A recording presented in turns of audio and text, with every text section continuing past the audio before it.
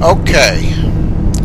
Next question from Jason versus the 13th, 1983 is your top 5 movies that you hate to death. That is a very good question, because I really want to get these movies off my fucking chest, because it drives me nuts every fucking time I think about them. Especially my number one choice. I don't have my top 5. I only have 4. I only have 4 movies that I really hate to death, that I hope I never watch again for the rest of my fucking existence in this planet. Here are my top 4. I don't have top 5, but here are my top 4.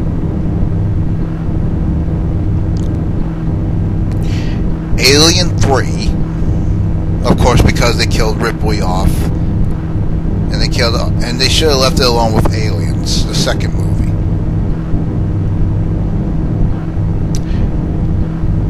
Beverly Hills Cop 3, and of course, you remember a disaster, train wreck a movie that was, sequel. It was very dark. It was too emotional. They made Axel Foley an emotional wreck out for revenge, which leads to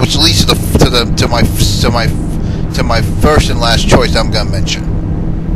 It had the same shit,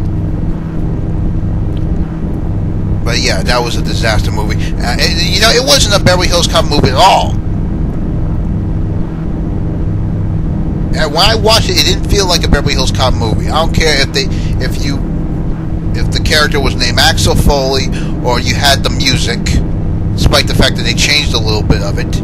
It was not a Beverly Hills Cop movie. I don't give a cock fuck what anybody says. It was not Beverly Hills Cop 3 at all. Beverly Hills Cop 4, the one that's coming out, should be called Beverly Hills Cop 3. I hope they make it just like the two first movies, instead of repeating what the third movie was.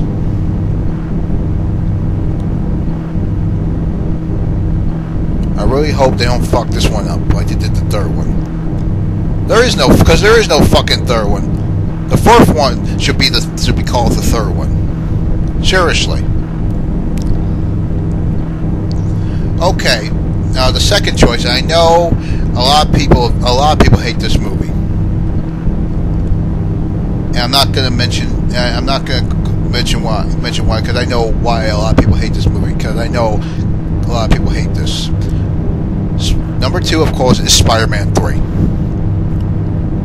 And I'm not going to go into detail why, because I know why a lot of people hate it. And of course, I saved the worst for last. This really deserves to be number 1. Quantum of Solace, which the original title should be Quantum of Shit. That was not a James Bond movie. I don't give a cockfuck what anybody says. That was not James Bond. They should have left it. They should have left the story along with Casino Royale instead of giving us this crap.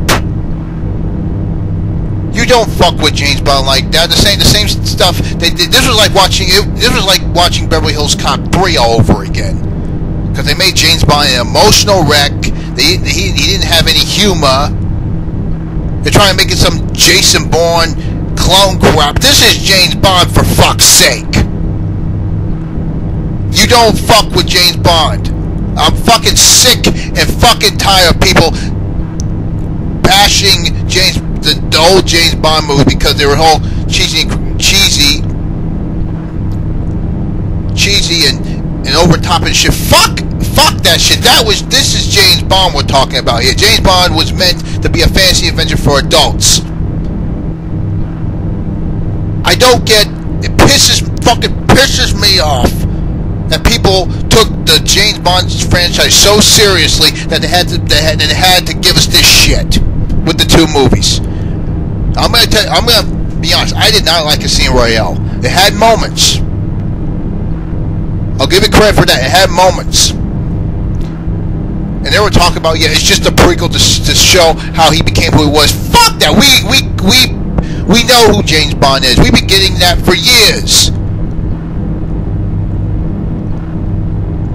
Okay, we get it. We've been getting it for when he first came on the screen with Dr. No. Don't give us that bullshit excuses. And see that's the same thing with remakes. They give us these bullshit excuses to go see these movies. It's the same thing with prequels, or the same situation that go on with remakes. They gave us the same old bullshitty excuses to go see these movies. There is no point. Remakes and prequels are already getting played out anyway. We don't need an explanation. When it comes to prequels, we don't need an explanation, okay? Sometimes things are better off being the way it was. They keep using the same excuse, exactly, for money. That's what it is. It's all about money.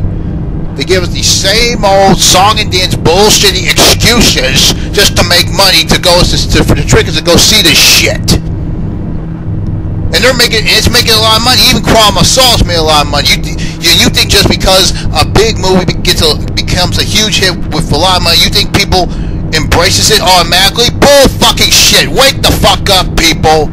Because I've seen 99% likes movies, these type of movies that make money, and the 99% that don't. There's other sides that don't, and the other sides that do. And if you think this movie made a lot of money, and it's getting praise, reviews, you think automatically we're supposed to get into it automatically, supposed to love it, and just forget how it used to be? Bull fucking shit. Wake the fuck up. It's bullshit. You know how the media is. They keep tricking us to believe that bullshit. After all those years of people telling us do not believe what they tell you on TV with the media, should you actually believe what they're saying now? You're actually buying what they're saying? And you're actually buying this new direction of James Bond? Give me a motherfucking break. Cry me a fucking river, alright? Please. Fuck that.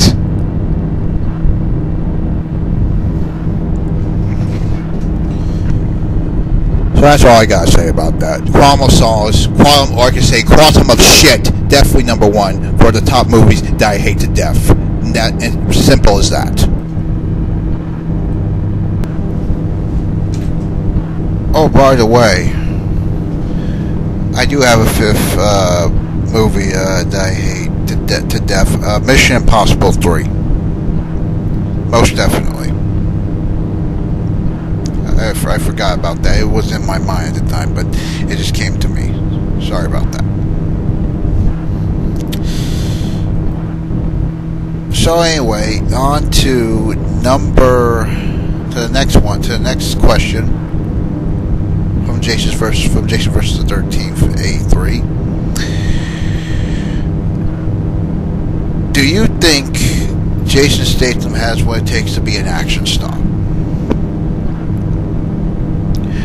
Yeah, most definitely. That's just a strange question. I believe he does, because I know he's not a huge A-lister yet, but he's getting up there, with the Transporter movies. I know Transporter 3 was a huge flop.